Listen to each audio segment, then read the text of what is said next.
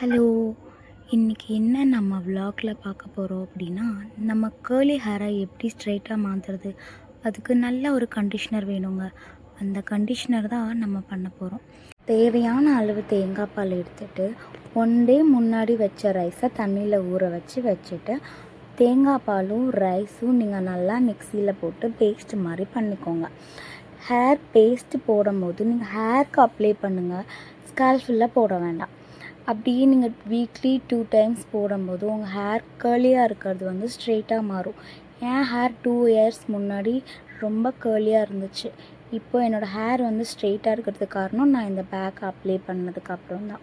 நீங்களும் ட்ரை பண்ணி பாருங்கள். உங்களோட ரிசல்ட் கமெண்ட் பாக்ஸில் சொல்லுங்கள்.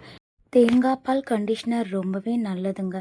நம்மளோட ஹேர் வந்து ஷைனிங் கொடுக்கறதுக்கோ, ஹேரில் இருக்க ஸ்விட்டன்ஸ் வரதை தடுக்கிறதுக்கோ ரொம்பவே யூஸ்ஃபுல்லாக இருக்கும். 2 மந்த்ஸ் ஒன்ஸ்லி நம்ம ஹேர் வந்து ட்ரிம் பண்ணுறது ரொம்பவே நல்லது. ஹேர் க்ரோத் நல்லாவே இன்க்ரீஸ் ஆகும்.